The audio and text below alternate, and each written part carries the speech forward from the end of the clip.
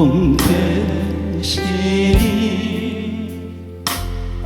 구주 예수 떠나 살면 새 중에 빠지리 눈물이 앞을 가리고 내 맘에 근심 쌓일 때 위로하고 힘 주시리 주 예수 예수는 나의 힘이요 내 친구 되시니 그 은혜를 간구하며 풍성히 받으리 햇빛과 비를 주시니 주소할 곡식 많고 귀한 열매 주시느니 주 예수 예수는 나의 힘이요 내 기쁨 되시니 그 명령을 준행하여 늘 충성하겠네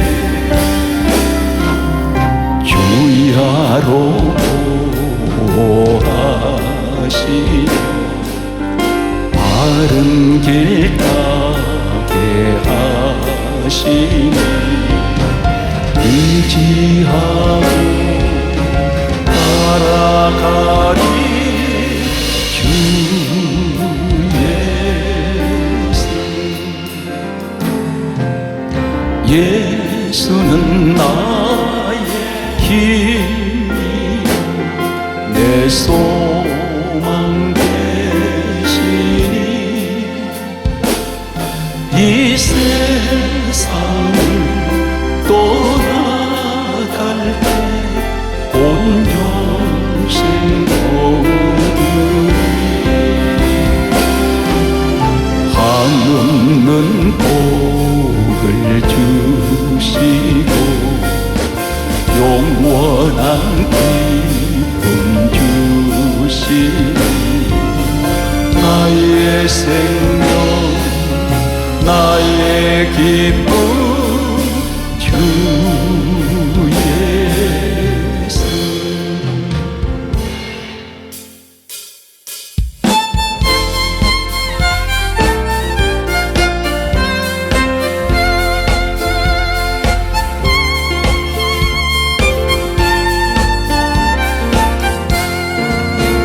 이 세상 내 길 나는 다 만나그 나의 집은 저 하늘 저 높고 천사들은 하늘에서 날로라고 부르니 나는 또 이 땅에 있을 바 없어요 이 세상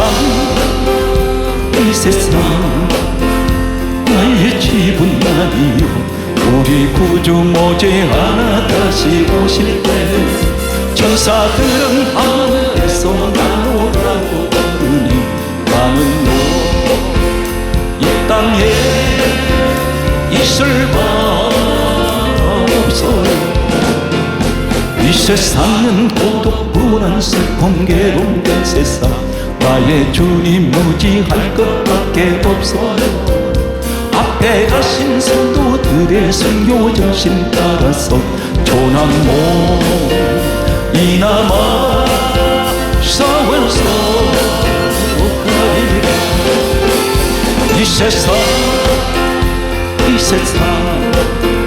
나의 집 기운다니요 우리 우주모지 하나 다시 오실 때 천사들은 하늘에서 날로라고 부르니 나는 이 땅에 있을 마 없어요.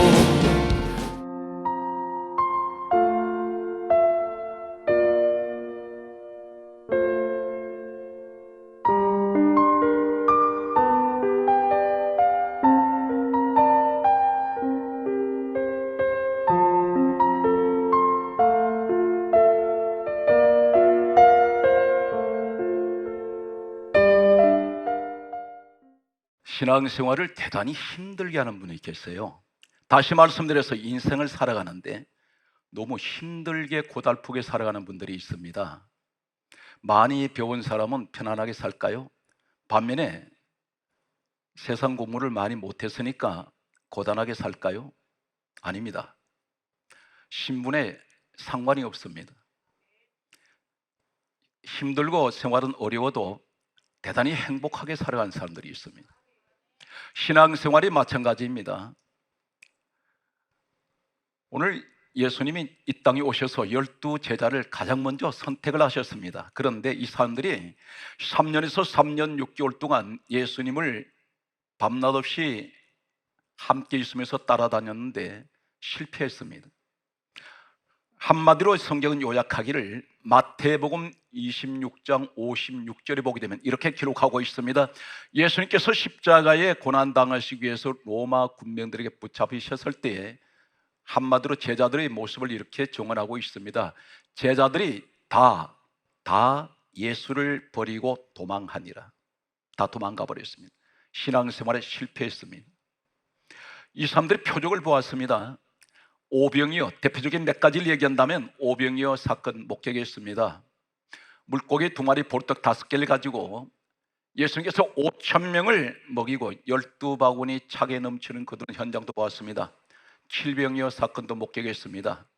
풍랑인을 바다 위를 예수님께서 걸어오시고 베드로를 물 위로 걷게 하셨습니다. 죽은 나사로 살리시는 것 목격했습니다. 그런데 이 사람은 그 표적으로 가지고는 완전하지 못했습니다. 왜 실패했을까요? 결론을 말씀드립니다. 당신은 성령을 받으셨습니까? 성령을 받지 못한 사람의 신앙생활은 굴곡이 많습니다. 교변 섞게 합니다. 이 사람은 신앙을 믿을 수가 없습니다. 자신도 못 믿습니다. 아침에는 대단한 믿음을 가진 것 같은데 저녁이 되면 해가 지기 전에 이미 이 사람은 형편없는 세상 사람보다도 더 못한 모습으로 돌아가 있는 모습을 보게 됩니다. 늘 변덕이 성경들이 얘기한다면 물걸 듯합니다. 바글바글 끓어오릅니다. 종잡을 수가 없습니다. 왜 그렇습니까? 이 사람이 성령을 받지 못했기 때문입니다. 다 도망갔던 제자들은 사도행전 1장 14절에 보게 되면 예수님께서 말씀하신 대로 너희는 예루살렘을 떠나지 말고 그곳에 있으라 했습니다. 예루살렘이 어디입니까? 성전이 있는 곳입니다. 몇 날이 되지 못하여 너희가 성령을 받으리라. 성령을 받기 전에 베드로 같은 이 사람은 예수님 부인했습니다. 저주했습니다. 그리고 통곡했던 사람이 베드로입니다. 예수님 부활 소식 듣고도 무덤에 달려갔지만 빈 무덤 보고도 돌아가 버린 사람입니다. 집으로 가버립니다. 그리고 나는 물고기 잡으러 가노라 옛날 직업으로 다시 돌아가 버립니다. 이러한 사람들이 성령을 받고 난 이후에는 완전히 달라집니다. 우리에게 지금 말씀합니다. 왜 그렇게 자꾸 넘어집니까? 왜 그렇게 우왕좌왕할까요? 왜 이렇게 신앙생활이 힘들게 가고 있습니까? 한 가지입니다. 성령을 받지 못했기 때문입니다. 목회도 마찬가지입니다. 성령님과 함께 할 때는 목회가 대단히 즐겁습니다. 저에게는 가장 즐거운 시간이, 행복한 시간이 언제냐면 아버지 하나님 말씀을 전할 때입니다. 오늘 여러분들에게 성령이 임하셔버리면 나를 컨트롤해요. 내 인생을 내가 사는 것이 아니라 우리 성령님이 나를 인도해 갑니다. 우리 성령님이 함께할 때는 신앙생활이 항상 즐겁습니다. 환경이 아무리 힘들어도 힘든 줄 모릅니다. 마음이 늘 평안합니다. 그러나 성령이 함께하지 않을 때는 마음이 불안합니다. 조금만 문제가 생겨도 밤잠을 이루지 못합니다. 두려워서 잠을 자지 못합니다. 불안 정세에 빠져 있습니다. 불면증이 찾아와 버립니다. 우울증이 찾아옵니다. 왜 그렇습니까? 성령님이 나와 함께하지 않기 때문에. 왜 그렇습니까? 성령님 내게 임하시면 평안을 주시는데 내가 평안이 오질 않아요. 오늘 이 시간 말씀을 듣는 사랑하는 성도 여러분, 오늘 성령 시리즈 오늘 두 번째가 되겠습니다. 이 시간 말씀의 주인공이 되시기 바랍니다. 오늘 본문 말씀을 소개하겠습니다. 예수님께서 이렇게 말씀하셨습니다. 누구든지 목마르거든 내게로 와서 마시라. 나를 믿는 자는 그 배에서 생수의 강이 흘러나리니. 성경이 이렇게 강조합니다. 이는 성령을 가르쳐 말씀하신 것이라. 여기서 목마르다는 말의 의미가 어떤 것일까요? 내 인생이, 내 심령이 메말라버리면, 감정이 메말라버리면, 은혜가 메말라버리면 목이 마릅니다. 이때 나오는 소리는 짜증 섞인 소리 나옵니다. 불평의 소리가 나옵니다. 아무리 세상 환경이 아무리 여유가 있고 좋아도 내 마음에 피폐해진 내 마음을 만족해는 못합니다. 오늘 내 마음 속에서 나는 하나님 목마릅니다. 오늘 이 시간 말씀합니다. 성령을 받아라. 그렇다면 예수님께서 말씀하셨던 목마른 자는 내게로 와서 마시라. 나를 믿는 자는 그 배에서 생수의 강이 흘러나리는데, 여기서 성령을 가리켜 말씀하신다 했습니다. 주님 몸에서 생수의 강이 흘러 넘치는 이 은혜를 주시는데, 여기서 중요한 것을 찾아갑니다. 구약으로 옮겨가면 에스겔 47장 1절에 보게 되면 이렇게 기록하고 있습니다. 성전에서 물이 흘러내립니다. 다시 말씀드려서 성전에 물의 원천이 거기 있습니다. 샘물이 거기 있습니다. 성전 안에서 물이 솟아오릅니다. 성경 분명히 말씀드렸습니다. 물을 성령으로 의미합니다. 성령님은 어디서 역사하세요? 성전에서. 성전을 멀리하면 성전에서 흘러내리는 물을 받지 못합니다. 성전을 덩을 쥐고 있으면 성전에서 흘러내리는 이 생수의 강을 내가 체험하지 못합니다. 오늘 성경 말씀은 계속해서 이렇게 소개하는 내용을 들으시기 바랍니다. 요한복음 2장 21절에 성전은 주님 몸이요 이렇게 말씀하셨습니다. 에스겔 47장 1절에 성전에서 물이 흘러내린다, 이 말은 바로 주님 몸에서 물이 흘러내리는 것을 의미하고 있습니다. 이제 왜 성령님은 물로 말씀할까요? 성령님이 물이십니까? 아닙니다. 성령님은 영이세요. 그분은 물이 아닙니다. 그런데 왜 물로 말씀합니까? 물의 의미가 어떤 것일까요? 14가지를 요약해서 잠깐 소개하겠습니다. 우리 성령님은 이 물의 14가지 의미를 말씀하고 있습니다. 성령님은 그러한 분이라는 것입니다. 첫 번째, 물은 반드시 흐르는 방향이 있고 흐르는 길이 있습니다. 물을 성령으로 말씀했습니다. 갈라디아 5장 16절에 말씀합니다.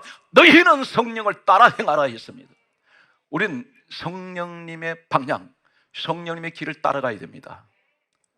누가 그 길을 갑니까? 성령이 함께하는 사람. 두 번째, 물은 어떤 의미를 가지고 있습니까?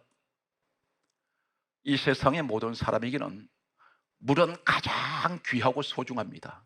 우리 인체의 약 70% 이상이 수분으로 되어 있습니다. 물은 금보다 더 귀합니다. 우리에게는 물은 이 세상 어떤 권력보다도, 어떤 지식보다도, 어떤 세상과 비교할 수가 없을 만큼 우리에게는 물은 결정적으로 대단히 귀하고 소중합니다. 우리 성령님은 그러한 분입니다. 성령님은 세상 어떤 것보다도 너무나 귀하고 소중한 분입니다.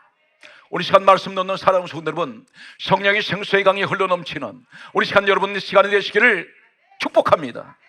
세 번째, 성령님을 왜 물로 의미할까요? 물은 능력이 있습니다. 수력 발전소가 있습니다. 물을 이용해서 전기를 만들어냅니다. 물을 이용해서 전기를 만들어내는 수력 발전소에서 전기가 공급될 때 거대한 기계를 움직입니다. 전기의 힘에 의해서. 오늘 성령님이 나와 함께하면 이러한 능력이 주어집니다. 그래서 스가랴 4장 6절 이하에 하신 말씀이 이는 힘으로 되지 아니하며 능으로 되지 아니하고 오직 나의 힘으로 나의 성령으로 되노이다. 성령님이 나와 함께하면 뭐라 말씀입니까? 큰 산아 내가 무엇이냐? 서로 바벨 앞에서 평지가 될지어다. 큰 태산 같은 것들도 평지를 만들어 버린다는 것입니다. 네 번째는 물을 뭐라고 말씀합니까? 물은 이 세상에 나이가 어린 어린아이부터 젖먹이부터 노인에 이르기까지 누구에게나 물은 반드시 필요합니다. 우리에게는 신분 고하를 떠나서 성령님은 반드시 계셔도 되고 계시지 않아도 되는 것이 아니라 반드시 계셔야 됩니다. 성령님을 물로 의미하는 이 중에 하나라고 할 수 있습니다. 다섯 번째는 물은 더러운 것을 씻어내버립니다. 성령님이 나와 함께하면 나를 정결하게 만드세요. 깨끗하게 만드십니다. 마음이 거룩해져 버립니다.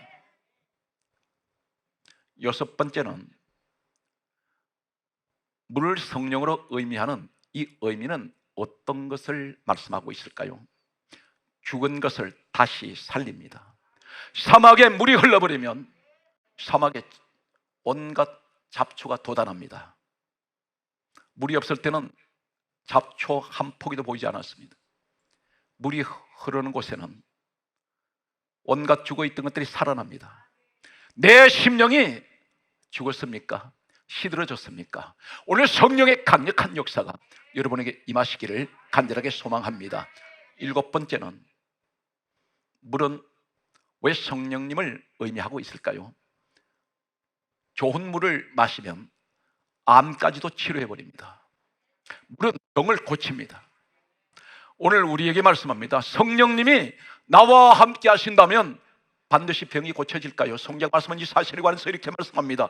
고린도전서 12장 7절 이하에 하시는 말씀이 성령의 나타나심으로 주시는 은사가 있는데 지혜의 말씀과 지식의 말씀과 믿음과 병 고치는 은사입니다. 성령님이 나와 함께 할 때는 병 고치는 은사를 주십니다.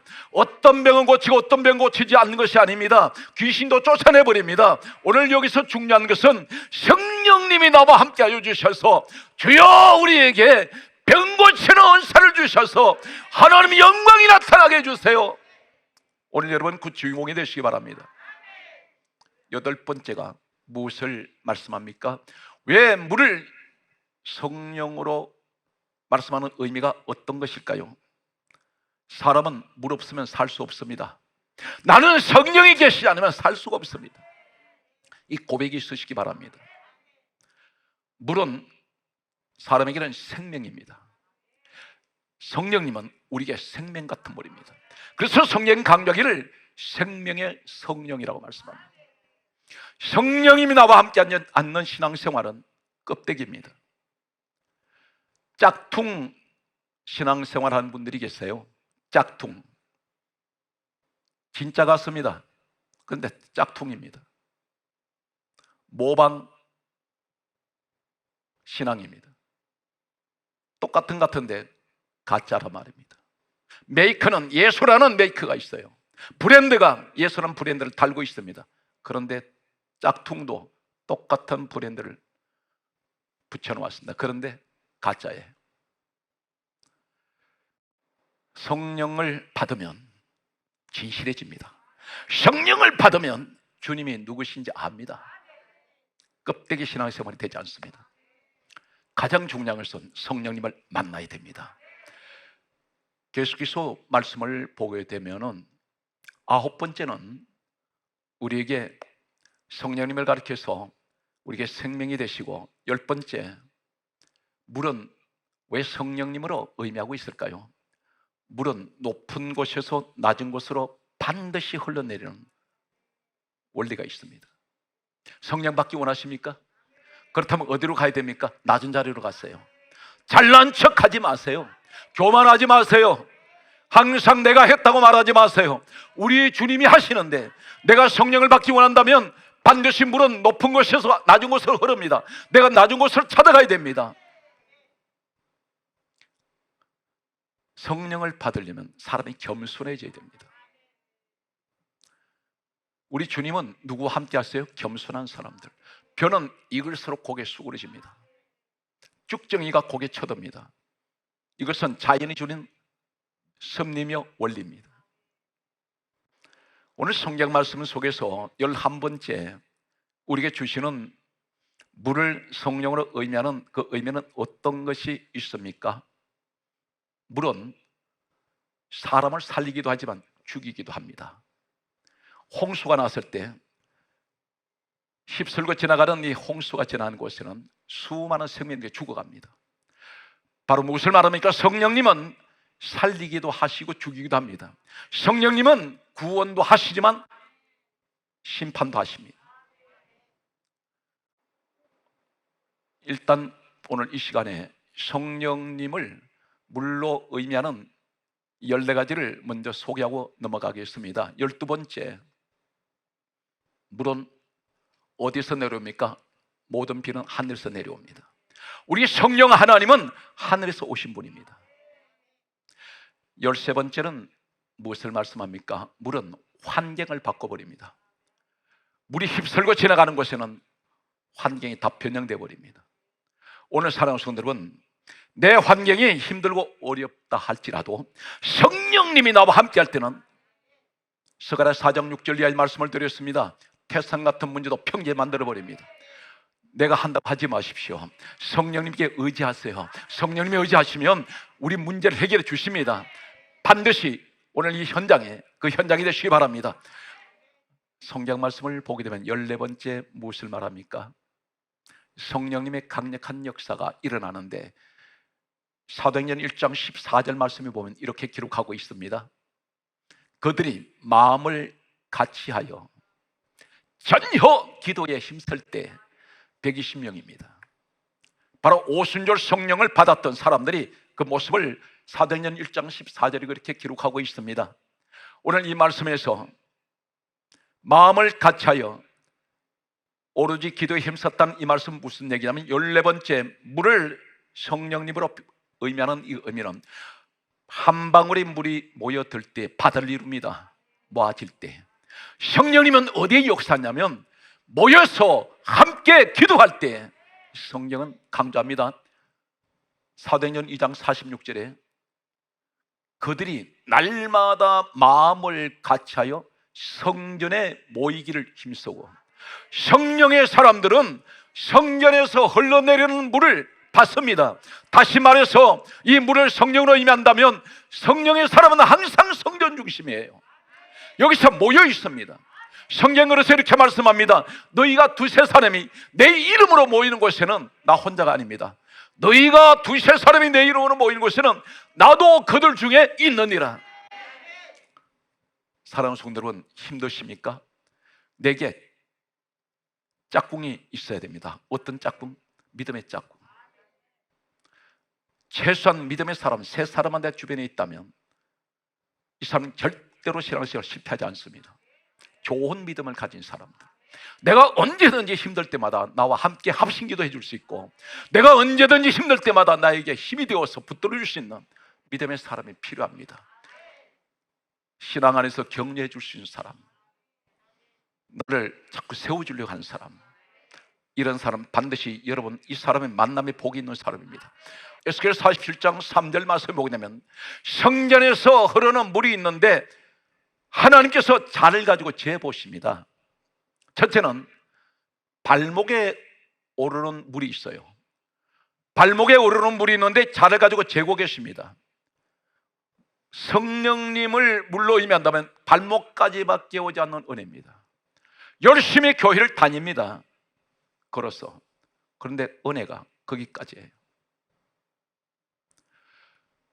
성경 말씀은 이렇게 기록합니다. 에스겔 47장 4절 말씀에 보게 되면 무릎에 오르는 물이 있습니다. 무릎까지 물이 올랐습니다. 무릎은 뭐 하는 자리입니까? 기도하는 자리입니다. 무릎 꿇습니다. 기도는 합니다.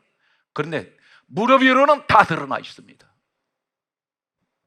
지금 계절이 무더운 여름입니다. 물속에 내가 들어가 있는데 발목까지밖에 오지 않아요. 물에는 들어와 있는데 뜨거워서 견디질 못합니다.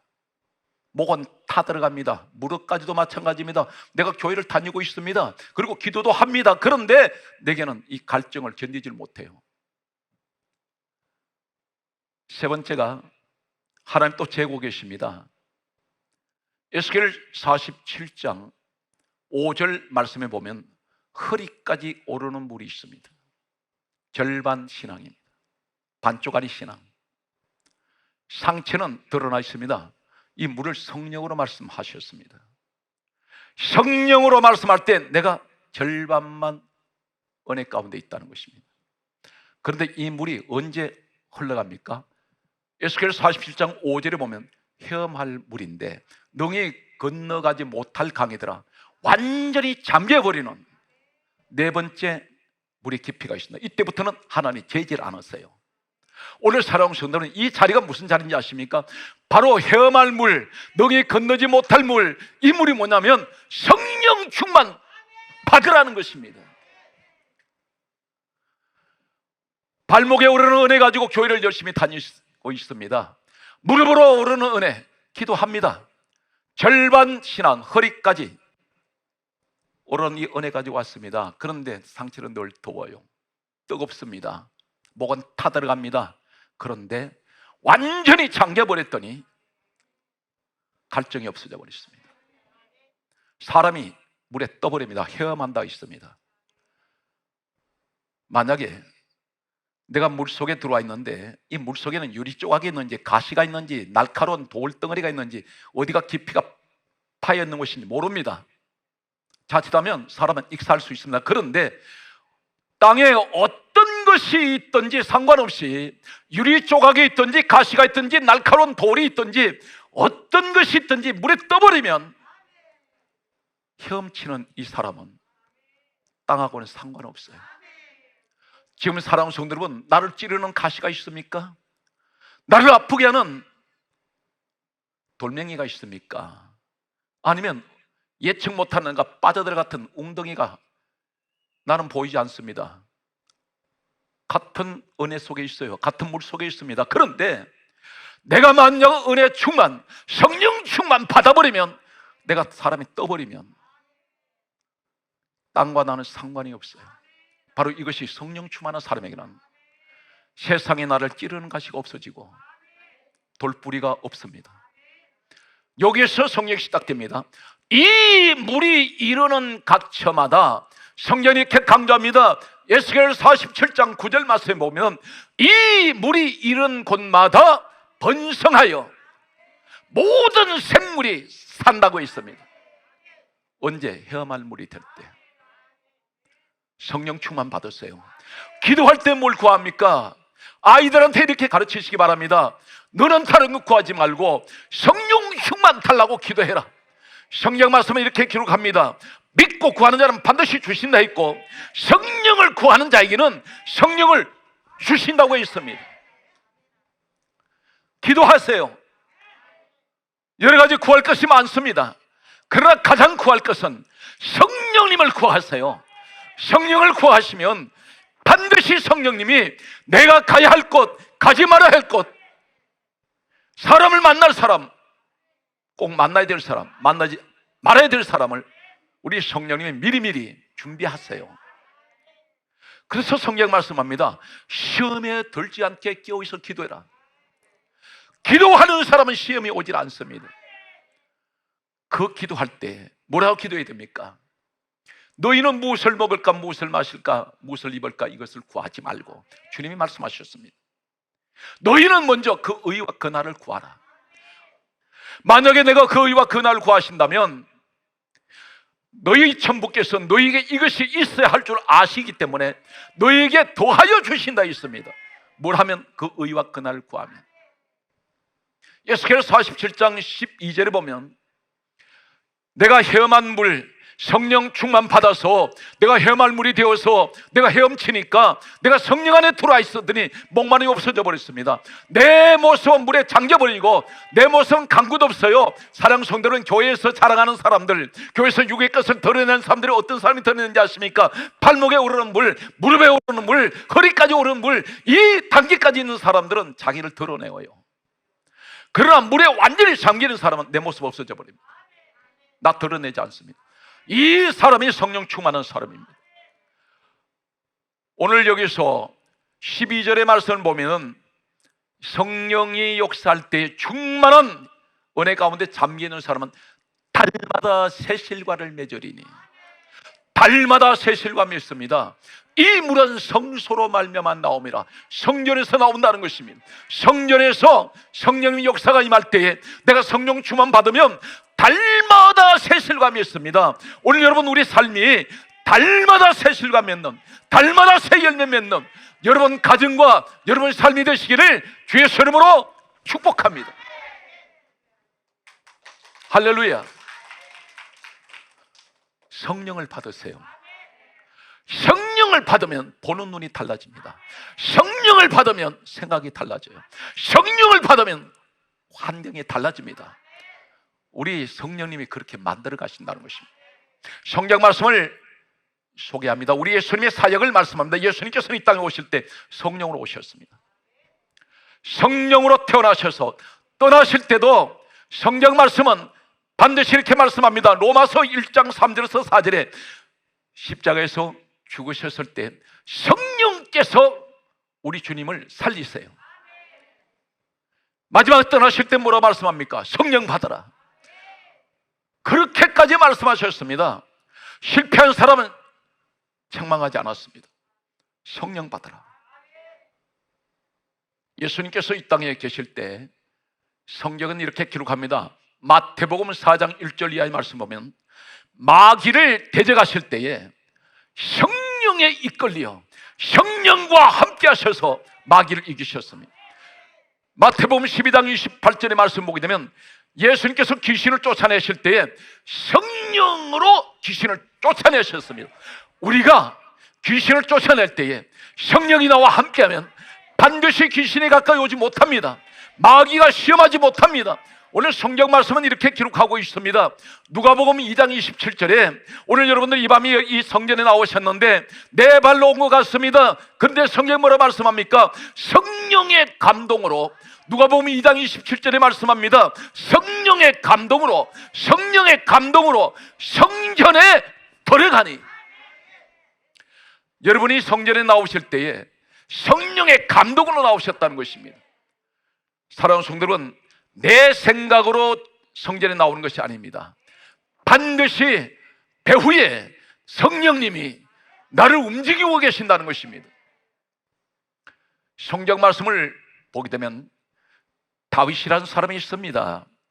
마태복음 1장에는 예수님 족보에 수많은 사람들이 소개됩니다. 42명이 소개되는데 이 사람들이 전부 성경에 위대한 일을 했던 사람들 가운데 많은 사람이 기록되어 있습니다. 그 가운데 수많은 왕들이 소개되는데 왕이라는 사람 한 사람만 성경에 호칭하는 사람이 있습니다. 마태복음 1장 5절에서 6절을 보면 다윗만 왕이라고 그렇게 호칭하고 있습니다. 하나님이 인정하는 사람은 다윗밖에 없습니다. 유일하게 하나님이 세운 왕이 다윗이었습니다. 그런데 이 다윗이 뭘 했을까요? 성경 말씀은 이렇게 기록합니다. 사도행전 13장 22절에 말씀하시기를 내가 다윗을 만나니 내 마음에 맞는지라, 내가 다윗을 통하여 내 뜻을 다 이루리라.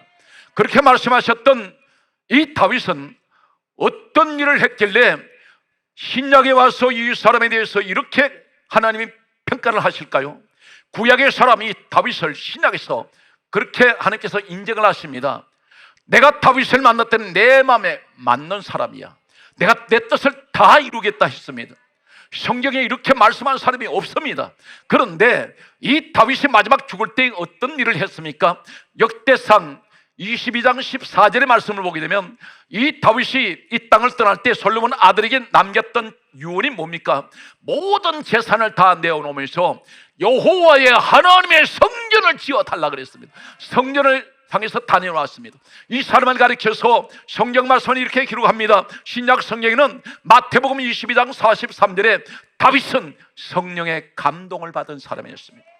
성령의 감동이 있는 사람은 하나님 앞에 예물을 드려도 아깝지가 않아요. 내 환경이 어떻든 믿음으로 드려진다는 것입니다. 하나님께서 그렇게 성경 말씀을 보게 되면 성령의 사람은 그런 모습이라는 것입니다. 오늘 성경 말씀은 이렇게 기록하고 있습니다. 사랑하는 성도님은 아이를 위해서 기도할 때 지혜를 주세요, 지식을 주세요, 은사를 주세요, 이렇게 기도하는 분들이 있습니다. 그런데 하나님께서 출애굽기 31장 1절에서 2절에 보게 되면 이 땅에 최초로 세워진 하나님의 성막이 있습니다. 성막을 지을 때에 누구 한 사람은 성막을 어떻게 짓는 걸 모릅니다. 하나님께서 하나하나 세밀하게 치수, 모든 규격, 재료를 어떻게 써야 되며 만들어 본 적이 없습니다. 그런데 하나님 이렇게 말씀합니다. 출애굽기 31장 1절에서 2절을 보면 너는 유다 지파 훌의 손자 부살레를 지명해라. 누구에 가르친지 아십니까? 하나님이 직접 지명하지 않아요. 모세 종을 통해서 지명합니다. 여러분, 교회에서 직분을 받을 때에 어떤 분은 이렇게 말합니다. 하나님께서 내게 직접 말씀하셔야 된다고 그렇게 말하는 사람이 있습니다. 얼마나 교만한지 아십니까? 하나님께서는 모세 주의 종을 통하여 부살레를 지명하라 했습니다. 성전에서 일을 시키는데 지명된 이 부살레는 한 번도 하나님의 성막을 만들어 본 적이 없습니다. 그런데 지명되었을 때 가장 성경에 이렇게 기록합니다. 여호와의 영, 성령이 이 부살레에게 충만하게 합니다. 성령이 임하세요. 하나님의 영이 임했습니다. 임했을 때 성경이 뭐로 말씀합니까? 하나님의 지혜를 주세요, 지명을 하세요, 하나님의 총명을 주세요. 여러 가지 재주를 주셨습니다. 이 재주가 은사예요. 사랑하는 성도 여러분, 은사 사모하십니까? 지혜 받으시기 원하세요? 하나님의 지식 받기 원합니까? 그렇다면 성전 일을 하세요. 성전 일을 하는 사람은 하나님의 지혜를 부어주십니다. 여러 가지 재주를 주셨는데 부살렐이 성막을 구경한 적이 없습니다. 그런데 정확하게 만들어냅니다. 오늘 우리에게 뭘 말씀합니까? 우리는 여러 가지 은사가 필요합니다. 하나님 지혜도 필요합니다. 하나님 지식도 필요합니다. 그런데 성전하고는 관심이 없단 말입니다. 이 성전이 어디 누구 집입니까? 아버지 하나님 집이에요. 내 하나님 집에 관심이 없어요. 그러다 보니까 지혜와 지식, 은사가 내게 주어지지 않습니다. 성령 충만 받은 사람이 하나님 일을 합니다. 성령 충만 받은 사람을 지명합니다. 성령 충만 받은 사람에게 지혜 주세요. 성령 충만 받은 사람에게 지식 줍니다. 성령 충만 받은 사람에게 여러 가지 은사를 주세요. 근데 그 은사, 지혜, 지식 가지고 뭘 했습니까? 하나님 일해야 됩니다. 여러분이 각자에게 하나님 재주를 주셨는데 이 재주, 지혜를 가지고 뭘 해야 됩니까? 세상에 나가서 많은 재능을 가지고 일을 했는데 결국은 누굽니까? 하나님을 위하여. 오늘 성경 말씀은 이렇게 기록하고 있습니다. 사도행전 2장 46절을 강조하고 넘어갑니다. 성령 받은 사람의 모습에 한 가지가 있는데 날마다 마음을 같이하여 성전에 모이기를 힘썼습니다. 사랑하는 성도 여러분, 우리가 몸은 세상 가운데 나가서 여러 가지 일을 합니다. 그런데 마음은 늘 성전 중심이 되십시오. 지금은 어쩔 수 없이 이 코로나 바이러스로 인해서 우리는 교회가 자유롭게 나오질 못합니다. 그러나 결코 우리 마음은, 우리 믿음은 항상 성전에 가 있어야 됩니다. 사랑하는 성도는 내 성전 하나 있어야 돼요. 내 성전, 내 목사님, 내 교회, 내 집에 있어야 된단 말입니다. 떠돌이 신앙이 되지 마십시오. 항상 내 눈물과 내가 피와 땀이 있는 그것이 바로 내 교회입니다. 오늘 성경 말씀은 이렇게 기록하고 있습니다. 성경 마지막 책 계시록에 7교회가 나오는데 성령님이 과연 교회를 통해서 역사하실까요? 성경이 이렇게 말씀합니다. 요한계시록 이상은 더 이상 책이 나갈 수가 없어요. 마지막입니다. 여기서 뭘 말씀합니까? 귀 있는 자들은 성령께서 교회에 하시는 말씀을 들을지어다. 교회를 통해서 말씀하신다는 것입니다. 성령님은 반드시 교회를 통해서 말씀합니다. 말씀을 보게 되면, 그렇다면 왜 내가 성령을 받아야 됩니까?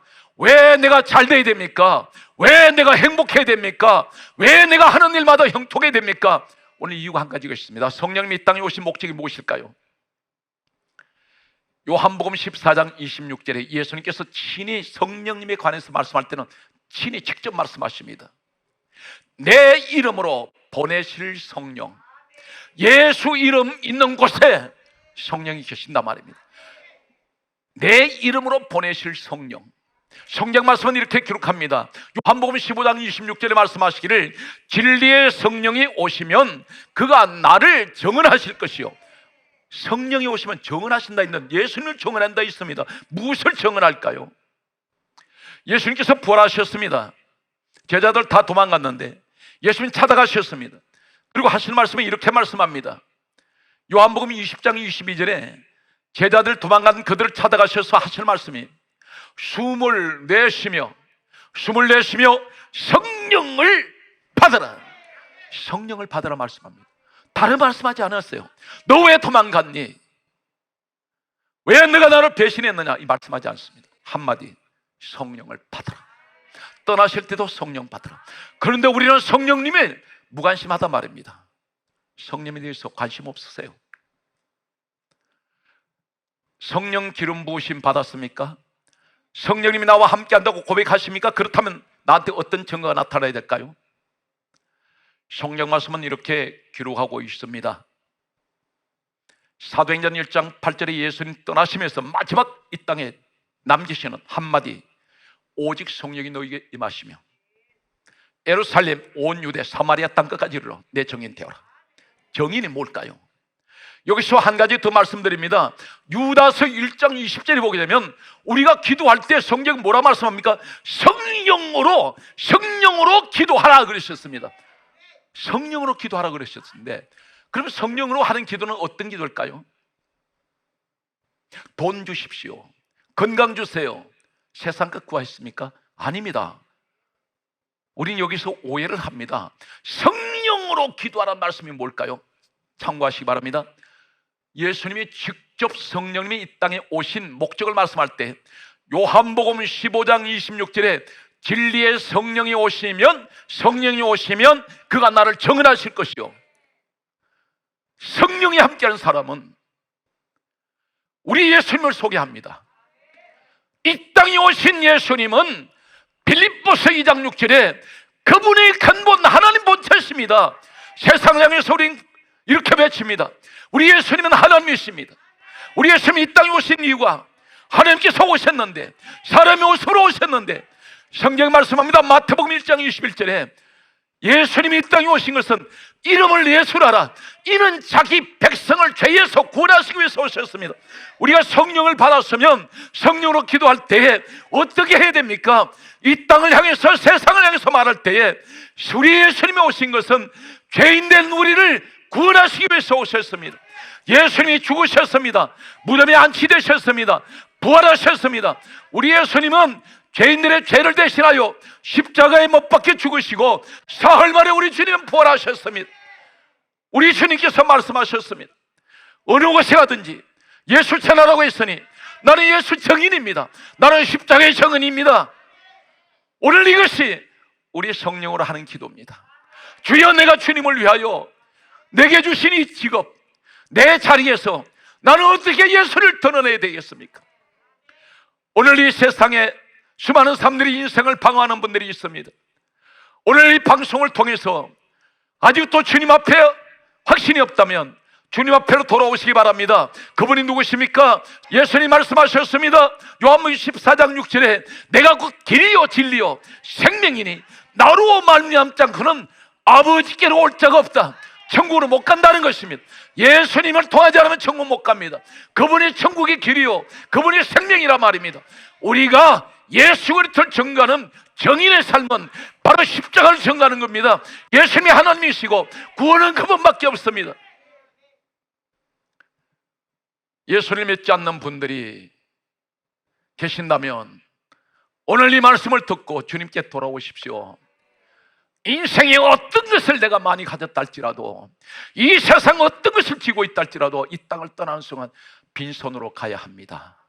그러나 영원히 저 천국에서 함께 하나님께서 영광 받으시를 천국의 영원한 생명의 축복을 주신 분은 예수님이십니다. 그분은 우리가 이 땅을 떠나도 저 영생의 축복이 있는 영원한 세계 속으로 저 천국으로 인도하실 것입니다. 하늘나라의 축복이 오늘 이 시간 말씀을 듣는 여러분들에게 함께 하시기를 주의 이름으로 축복합니다. 할렐루야. 오늘 성경 말씀은 결론은 이렇습니다. 로마서 15장 13절에 따라하십시오. 성령의 능력으로 소망이 넘치게 하나니. 사랑하는 성도 여러분, 성령의 능력을 받으세요. 그리고 절대로 어떤 일에서 절망하지 말고, 성령의 능력은 우리에게 소망이 넘치게 합니다. 절대로 우리는 절망하지 않습니다. 어떤 일이 있어도 낙심하지 않습니다. 성령의 능력이 함께하는 사람은 항상 실패한 자리에서도 소망이 늘 꿈틀꿈틀 용솟음칩니다. 오늘 시간 사랑하는 성도들은 반드시 코로나 바이러스는 종식됩니다. 오늘 여러분 신앙생활에 결코 흔들리지 말고 이 시간 우리의 성령님과 함께하는 이 시대에 세우신 성령의 사람들이 되시기를 주의 이름으로 축복합니다.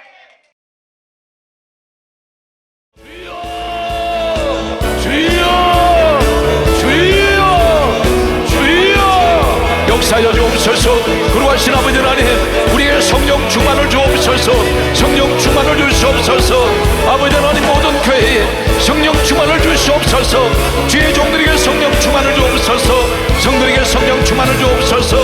오직 예수를 정인되게 하여 주옵소서. 주여 역사여 주옵소서. 주께서 함께